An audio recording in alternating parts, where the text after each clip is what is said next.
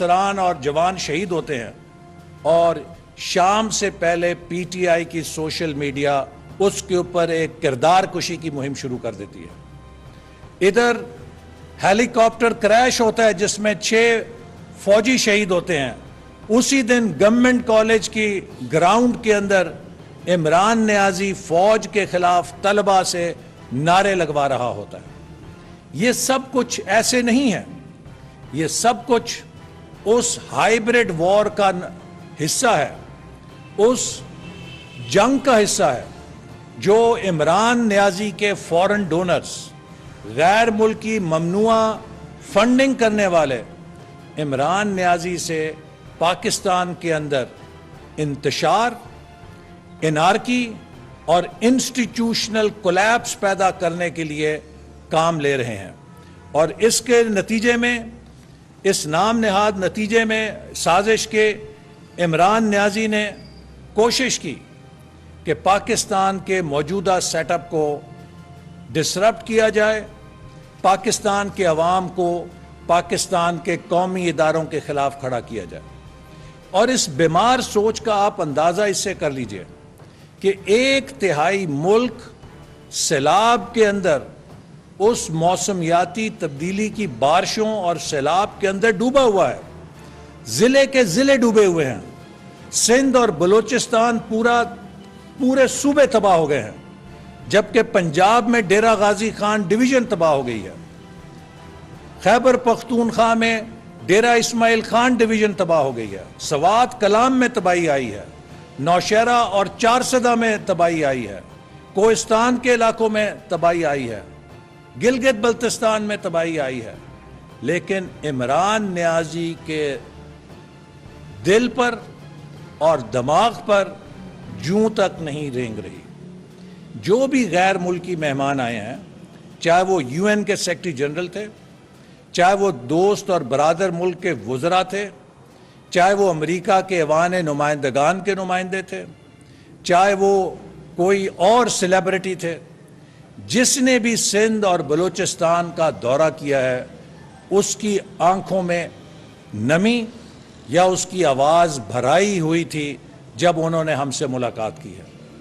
لیکن اس شخص کے سینے میں پتہ نہیں کون سے پتھر کا دل ہے کہ یہ 50 کروڑ روپے فی جلسہ کے حساب سے اربوں روپے جو اس نے اکٹھے کیے سیلاب کے نام پہ, جیسے پہلے چیریٹی کے نام پہ پیسے لے کر ان کو الیکشن کی تشہیری مہم میں استعمال کیا, اب سیلاب کے نام پہ جو پیسے لیے ہیں نہ جانے ان سے یا کون اس کو یہ پیسے دے رہا ہے. اربوں روپے یہ اپنی انا, ضد اور خود غرضی کی سیاست کی نظر کر کے اس کو جلسوں کی پڑی ہوئی ہے, اس کو اسلام آباد پہ دھرنا دینے کی پڑی ہوئی ہے. اور اس کے دل میں یہ احساس نہیں کہ اس وقت سندھ اور بلوچستان کے عوام پہ کیا گزر رہی ہے. وہ لوگ جو سڑکوں پر بیٹھے ہیں, جن کے پورے ضلعوں میں 6-6, 8-8 فٹ پانی کھڑا ہے, جن کی کھیتی باڑی تباہ ہو گئی ہے, جن کا مویشی مال سب کچھ تباہ ہو گیا ہے, جن کا روزگار تباہ ہو گیا ہے. اس وقت یہ وقت سیاست کا نہیں ہے, ان کی خدمت کا ہے. لیکن عمران نیازی کو اس سے کوئی غرض نہیں ہے. وہ ہر روز اپنی انا اور جھوٹ کی سیاست میں ایک سیڑھی اور چڑھتا ہے. اور اس شخص نے اس سے پہلے بھی جب تحریک عدم اعتماد آئی تو آپ کو معلوم ہے کہ کس طرح اسپیکر کو یرغمال بنایا, ڈپٹی اسپیکر سے آئین شکنی کروائی جس کو سپریم کورٹ نے کہا کہ آئین توڑا گیا ہے, اور اپنے ہی کٹ پتلی صدر سے پاکستان کی قومی اسمبلی کو تحلیل کروایا. یہ وہی جرائم ہیں کہ جن کو ماورائے آئین کہا جاتا ہے. سپریم کورٹ نے بھی اپنے فیصلے میں لکھا ہے کہ عمران نیازی نے ماورائے آئین قدم اٹھایا ہے. تو ریڈ لائن کانسٹیٹیوشن ہوتا ہے. آج پی ٹی آئی سے یہ مہم چلانا کہ عمران نیازی ہماری ریڈ لائن ہے پاکستان کے عوام کی ریڈ لائن پاکستان کا آئین اور قانون ہے۔ عمران نیازی نے بہت ساری ریڈ لائنز کراس کر لی ہیں، آئین کی ریڈ لائن کو کراس کیا ہے، قانون کی ریڈ لائن کو کراس کیا ہے، اپنے اس حلف کی ریڈ لائن کو کراس کیا ہے جو بحیثیت وزیر اعظم اس نے اٹھائی تھی۔ جو حلف وزیر اعظم کا ہے اس میں لکھا ہے کہ میں پاکستان کے ریاست کے مفادات پر اپنے کسی مفاد کو ترجیح نہیں دوں گا، اور ایک سائفر کو ڈاکٹر کر کے، ایک سائفر کو اپنے مرضی کے مطلب پہنا کے پاکستان کی سفارتکاری کی بنیاد کو ڈھا دیا عمران نیازی نے، اور پاکستان کی ڈپلومیٹک جو پوری عمارت تھی اس کی بنیاد پہ اوپر حملہ کیا ہے۔ تو عمران نیازی صاحب، آپ نے آئین کی ریڈ لائن کراس کی ہے، آپ نے قانون کی ریڈ لائن کراس کی ہے، آپ نے اپنے وزیر اعظم کے حلف کی ریڈ لائن کراس کی ہے، آپ نے قومی اداروں کی توہین کی ریڈ لائن کراس کی ہے، آپ نے پاک فوج کے اوپر حملے کر کے اور نہایت ہی شرمناک اور گھٹیا حملے کر کے ریڈ لائن کراس کی ہے، آپ نے عدلیہ پہ حملے کر کے ریڈ لائن کراس کی ہے، آپ نے الیکشن کمیشن پہ حملے کر کے، چیف الیکشن کمشنر پہ حملے کر کے ریڈ لائن کراس کی ہے، آپ نے ڈسکا کے الیکشن میں دھاندلی کروا کے، منظم دھاندلی کروا کے پاکستان میں صاف اور شفاف الیکشن کی ریڈ لائن کراس کی ہے، جس کو پہلی دفعہ ایک ثبوت کے ساتھ پکڑا گیا ہے کہ ایک دھاندلی والی اور بیلٹ چور حکومت جو ہے اس کے اوپر مہر لگی ہے۔ آپ نے اس ریڈ لائن کو بھی کراس کیا ہے۔ عمران نیازی صاحب، آپ نے فورن فنڈنگ کی ریڈ لائن کو کراس کیا ہے، آپ نے ممنوع فنڈنگ کی ریڈ لائن کو کراس کیا ہے، آپ نے توشہ خانہ کی ریڈ لائن کو کراس کیا ہے، آپ نے نالائکی کی ریڈ لائن کو کراس کیا ہے، آپ نے نااہلی کی ریڈ لائنز کو کراس کیا ہے، اور آپ نے ہر قسم کے فراڈ اور جھوٹ کی ریڈ لائنز کو کراس کیا ہے۔ آج پاکستان کے غریب عوام جس مہنگائی کی چکی میں پس رہے ہیں، یہ آپ کا دیا ہوا تحفہ ہے، یہ آپ کے بکھیرے ہوئے کانٹے ہیں جو آپ چھوڑ کر گئے ہیں۔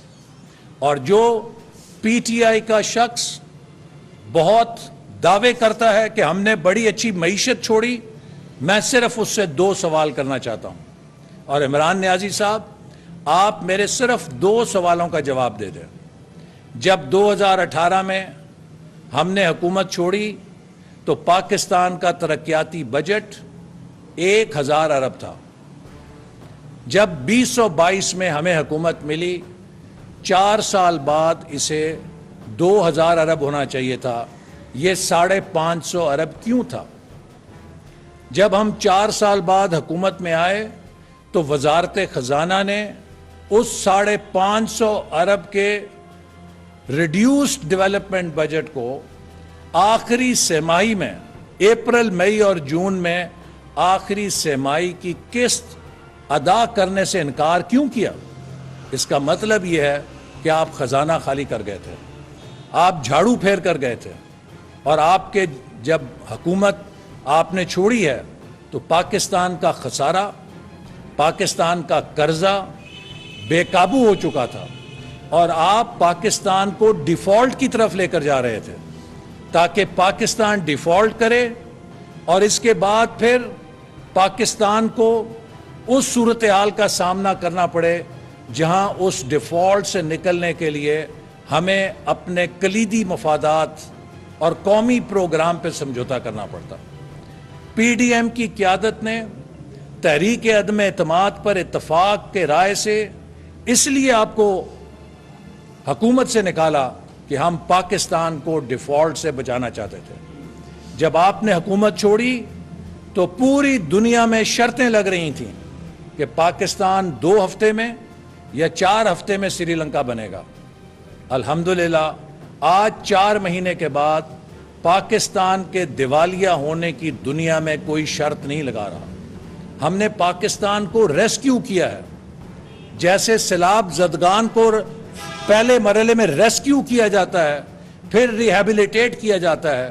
ہم نے بھی پاکستان کی معیشت کو آپ کی نااہلی، نالائکی اور ناکامی کے سیلاب سے ریسکیو کیا ہے، واپس لے کر آئے ہیں دیوالیہ ہونے سے، اور اب اس کو ریہیبلیٹیٹ کر رہے ہیں۔ اور انشاءاللہ تعالی بہت جلد آپ دیکھیں گے کہ آپ کی یہ جو نالائکی اور نااہلی کے کانٹے ہیں، ہم انہیں چک کر دوبارہ پاکستان کے چمن میں وہی پھول سجائیں گے جو ہم نے 2017-18 میں چھوڑے تھے۔ پھر سی پیک کو ہم ریوائیو کر رہے ہیں اور وہ پاکستان کی ترقی کا منصوبہ بنے گا۔ پاکستان امریکہ نالج کوریڈور کو ہم بحال کر رہے ہیں تاکہ ہمارے نوجوان جدید ترین تعلیم حاصل کر کے پاکستان آئیں اور پاکستان کو ترقی کی طرف لے کر جائیں۔ تو اس لیے اب اس وقت جو عمران خان صاحب کی سازش تھیوری ہے، میں سمجھتا ہوں کہ اس کو عوام نے مسترد کر دیا ہے، اور اب عمران خان کا یہ کہنا کہ وہ سائفر کہیں مجھ سے گم ہو گیا ہے، اس بات کا اعتراف جرم ہے، اعتراف گناہ ہے، کنفیشن سٹیٹمنٹ ہے کہ آفیشیل سیکرٹ ایکٹ کی عمران خان نے خلاف ورزی کی ہے۔ جو شخص پاکستان کی حساس دستاویزات کو نہیں سنبھال سکتا، جس نے وہ سائفر کے جو نہایت پاکستان کی پروٹیکٹڈ پراپرٹی ہے وہ گم کر دی ہے، تو نہ جانے پاکستان کے کون کون سی حساس دستاویزات یہ غائب کر گیا ہے، اور بعد میں ہمیں پتہ چلے گا کہ کیا کیا کچھ کس کے حوالے کر دیا ہے۔ یقیناً پاکستان کی اس سے شبہ پڑتا ہے کہ حساس معلومات یہ ان لوگوں تک پہنچا رہا تھا جو اس کے فورن ڈونرز ہیں، جن سے یہ پیسہ لیتا تھا، ان کو اس پیسے کے عوض خدمات دے رہا تھا، اور پاکستان کی حساس معلومات پتہ نہیں اس نے کہاں کہاں چوری کروائی ہیں، کہاں کہاں گم کی ہیں، یہ وقت آنے کے اوپر پتہ چلے گا۔ لہٰذا عمران نیازی صاحب، آپ قانون کے سامنے، آئین کے سامنے اسی طرح جواب دہ ہیں جیسے کوئی پاکستانی ہے۔ ہم نے کئی مہینے آپ کے جھوٹے مقدموں میں سزائے موت کے قیدیوں کی چکیاں کاٹی ہیں، لیکن ہمارے کبھی زبان سے اف نہیں نکلی ہے، ہم نے ہائے ہائے نہیں کیا تھا۔ آپ تو بہت خوش قسمت ہیں کہ آپ کو تو 24 گھنٹے میں ضمانت مل جاتی ہے، ہم لوگوں کو تو ضمانت لینے کے لیے بھی کئی مہینے انتظار کرنا پڑتا تھا۔ آپ تو نہایت خوش قسمت ہیں کہ آپ سپریم کورٹ کا فیصلہ ہو 7 مہینے تک اسے جوتی کی نوک پہ رکھیں۔ بلدیاتی اداروں کو بحال کرنے کا فیصلہ سپریم کورٹ کے چیف جسٹس کی عدالت کا تھا، ڈویژن بینچ تھا۔ 7 مہینے آپ نے اور عثمان بزدار نے اس فیصلے کو جوتے کے نیچے دبا کے رکھا۔ آپ سے تو کوئی پوچھتا ہی نہیں ہے، توہین عدالت آپ پہ تو نہیں لگتی، آپ تو خوش قسمت ہیں، تو اتنے گھبراتے کیوں ہیں؟ لیکن ہم آپ کو کسی جھوٹے مقدمے میں نہیں پکڑیں گے، لیکن اگر آپ آئین اور قانون کے مطابق آپ کی گرفتاری قرار پائی کہ ہونی ہے، تو پھر ان جلسے جلوسوں سے آپ کی گرفتاری نہیں رکے گی۔ آپ کو آئین اور قانون کے سامنے اسی طرح پیش کرنا ہوگا جیسے آپ دوسروں سے توقع رکھتے تھے کہ وہ آئین اور قانون کے سامنے پیش ہوں۔ نواز شریف کو ایک جھوٹے مقدمے میں سزا دی گئی، وہ برطانیہ میں اپنی بستر مرگ پہ بیوی کو چھوڑ کے بیٹی کے ساتھ قانون کے سامنے پیش ہونے کے لیے آ گیا۔ اسے کہتے ہیں مردانگی، اسے کہتے ہیں بہادری۔ خیر، وہ مردانگی کا لفظ اب ذرا آج کل کانٹروورشل ہے، چونکہ خواتین بھی بہت بہادر ہیں، تو یہ جینڈر اس میں نہیں ہونا چاہیے، لیکن اسے بہادری کہتے ہیں۔ یہ ہوتی ہے ایک بولڈنس کہ وہ لندن سے اپنی بیٹی کے ساتھ جیل جانے کے لیے آ گیا، اور آپ کبھی پشاور جا کے چھپ جاتے ہیں، کبھی اتوار کو جا کے عدالتوں میں دعائیاں دیتے ہیں۔ اتنا ڈر کس بات کا ہے آپ کو؟ آپ کا کوئی بندہ جیل میں جاتا ہے تو 24 گھنٹے میں ہائے ہائے ویل چیئر پہ چیخیں نکلنی شروع ہو جاتی ہیں۔ یہ جیلیں ہم نے بھی دیکھی ہیں، ہم تو سینہ تان کے جاتے تھے اور سج وج کے اور گج کے پیش ہوا کرتے تھے عدالتوں میں۔ تو لہٰذا یہ جھوٹ کا کاروبار اب نہیں چلے گا. آپ نے جتنا ورگلانا تھا ورگلا لیا.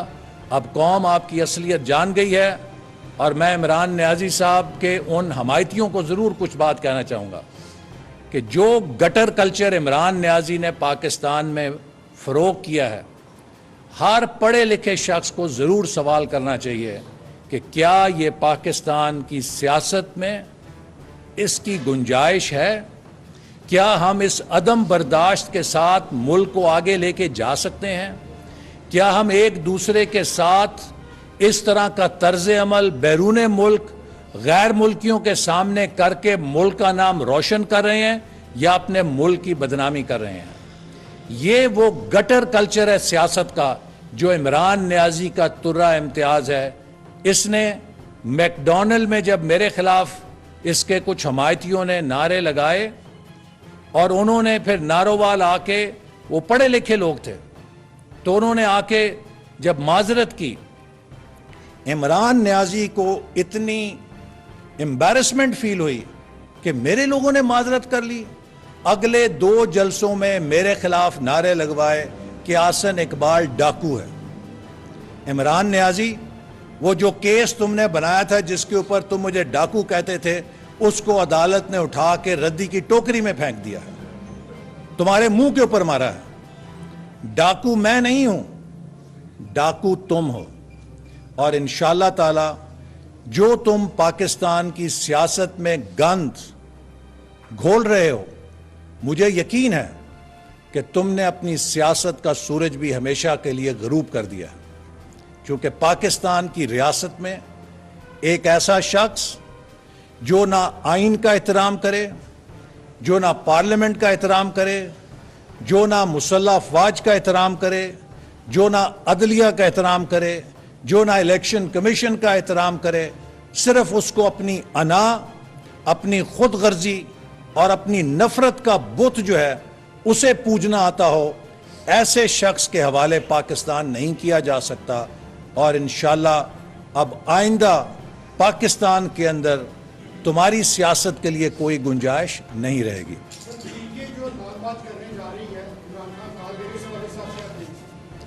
دیکھیے, پی ٹی آئی جو بھی لانگ مارچ کر رہی ہے بڑے شوق سے کرے, لیکن جیسے میں نے کہا کہ اس وقت اسلام آباد لانگ مارچ کرنے کی ضرورت نہیں ہے.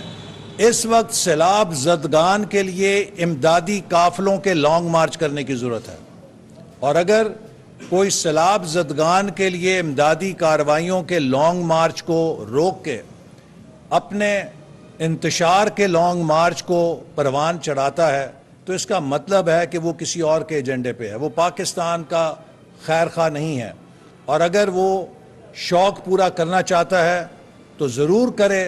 اس سے پہلے بھی عمران خان دھرنے دے چکے ہیں, حملے کر چکے ہیں اسلام آباد کے اوپر. ان دھرنوں سے اور حملوں سے اگر حکومتوں کا فیصلہ ہونے لگے گا تو پھر پاکستان جو ہے وہ کوئی ایک سٹون ایج کی ریپبلک ہوگا, 21ویں صدی کی جمہوریت نہیں ہوگا. یہاں پر حکومت کا فیصلہ صرف الیکشن سے ہوگا اور الیکشن اپنے وقت کے اوپر ہوگا. آج جو الیکشن کا مطالبہ کرتے ہیں وہ سندھ اور بلوچستان میں جا کے صورتحال دیکھیں. اگر کوئی وہاں پہ الیکشن کا نام لے گا لوگ اس کا سر پھاڑ دیں گے. ان کو اپنا مکان ٹوٹ گئے ہیں, ان کی زراعت تباہ ہو گئی ہے, معاش تباہ ہو گیا ہے.